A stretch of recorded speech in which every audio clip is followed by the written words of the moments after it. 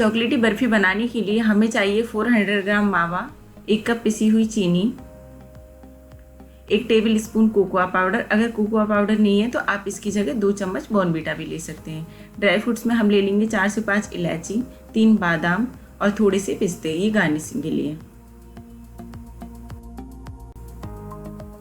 अब सबसे पहले गैस ऑन करके एक कढ़ाई गर्म होने के लिए रखेंगे और कढ़ाई में डाल देंगे 1 चम्मच देसी घी। घी को गर्म होने देते हैं। जैसे ही घी गर्म हो जाए गैस की फ्लेम स्लो कर देंगे। अब इसमें मावा डाल देंगे। मावा काफ़ी सॉफ्ट है इसलिए मैंने ऐसे ही डाल दिया। आप इसे कद्दूकस करके भी डाल सकते हैं या फिर क्रम्बल करके डाल सकते हैं।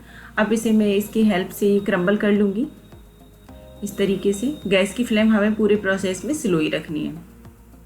अब मावा के मेल्ट होने तक हम इसे इसी तरीके से चलाते रहेंगे।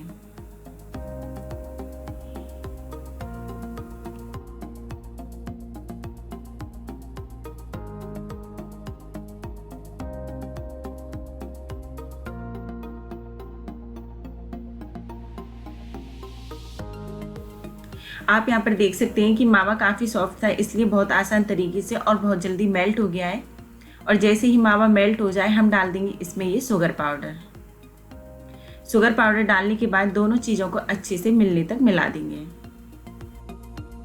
शुगर पाउडर मार्केट में भी आसानी से मिल जाता है, लेकिन आप चाहें तो चीनी को मिक्सर ग्राइंडर में पीस के घर पर भी शुगर पाउडर बनाया जा सकता है।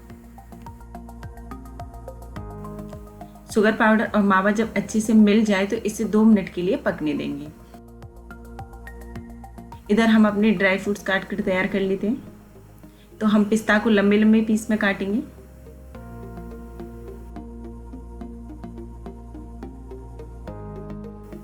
और बादाम को भी लंबे लंबे पीस में काट लेंगे।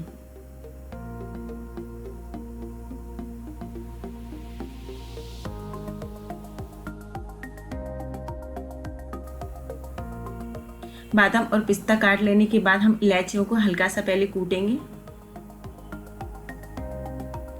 कूट लेने के बाद अब इनका छिलका हटा देंगे।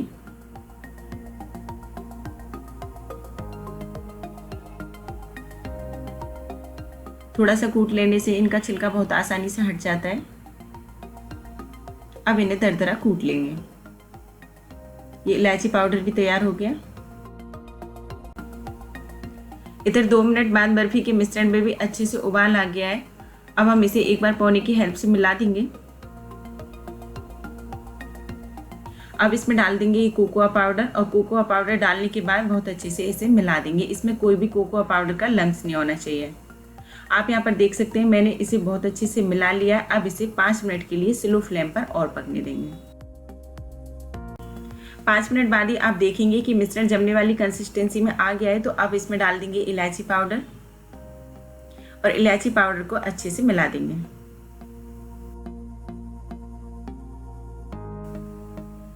इधर हमने एक स्टील वाली प्लेट बर्फी को जमाने के लिए ली है। इसको थोड़ा सा घी डालकर चिकना कर लेंगे। इससे क्या होगा कि जब हम बर्फी के पीस अलग करेंगे तो वो प्लेट से बहुत आसानी से अलग हो जाएंगे।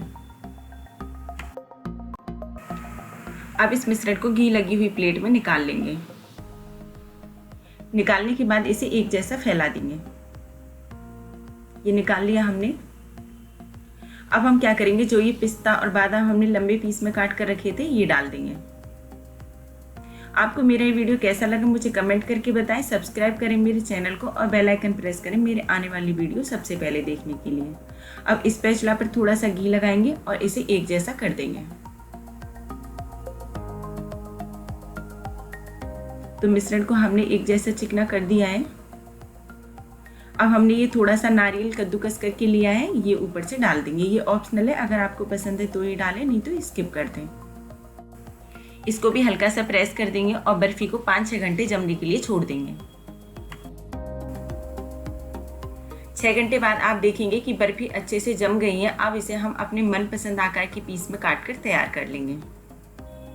तो किसी भी नाइफ की हेल्प से आप इसके अपने मनपसंद आकार में पीस कर लें।